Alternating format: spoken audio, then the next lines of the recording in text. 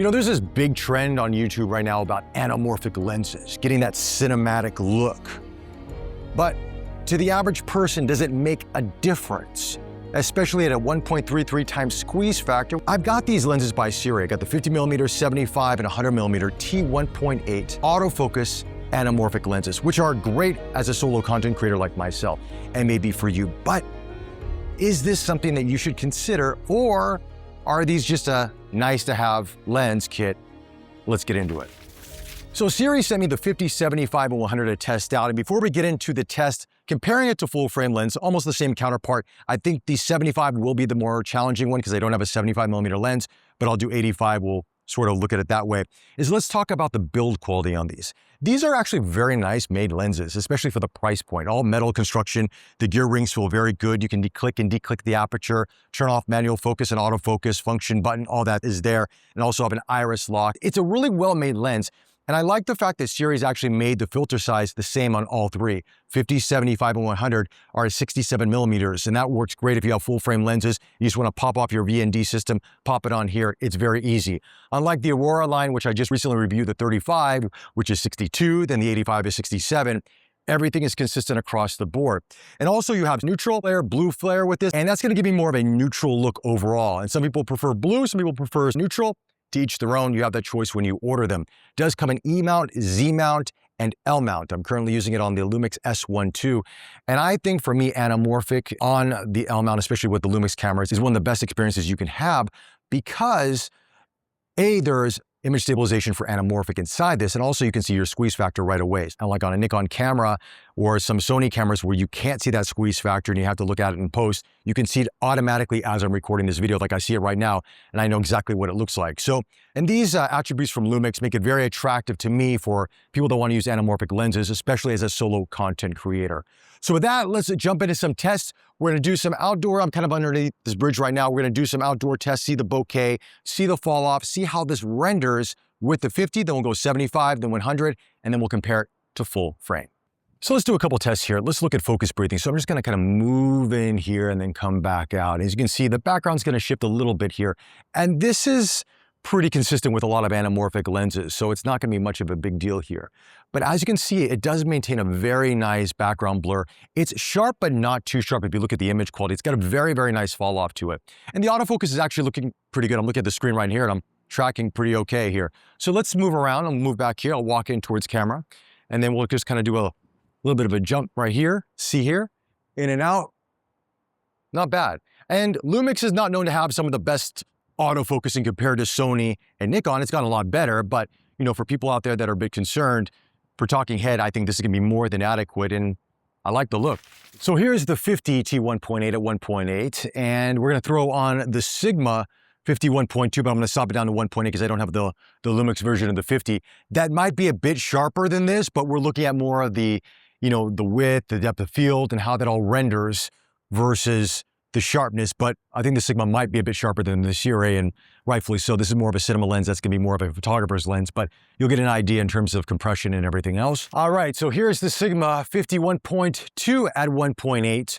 And you're obviously gonna see a little bit of a difference in terms of compression here and background blur, but also sharpness. I think this can be much sharper, as I mentioned.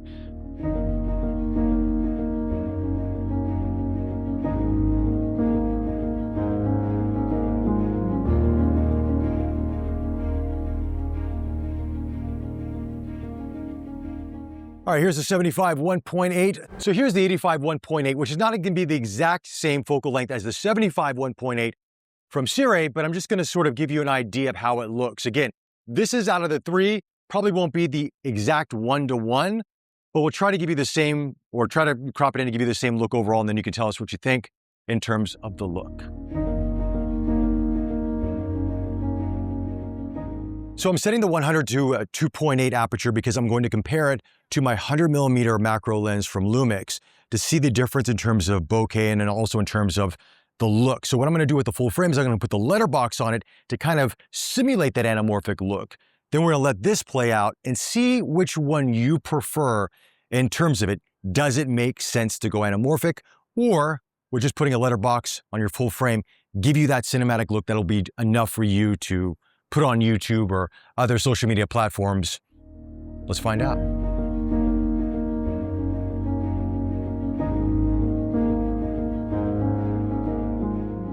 All right, so looking at the footage there, can you see a difference between the full frame counterpart and the anamorphic when you put the letterbox on? And the answer is you can, but you can't. And what you probably see is the equivalent focal length distance or difference.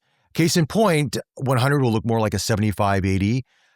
50 will look more like a 35-40 millimeter if you were going to, say, full frame lens without that anamorphic aspect. And 75 might be about 55-60 thereabouts, right? It's just that 1.33 times that you have to sort of subtract from all that. So it's a bit of it's a bit of an equation that goes into it. But outside of that, the background blur, the bokeh, I mean, once you put that letterbox on, you notice it, but it's not going to be for the average person. They're not going to go, oh, that's anamorphic. That's not. They're going to have no clue.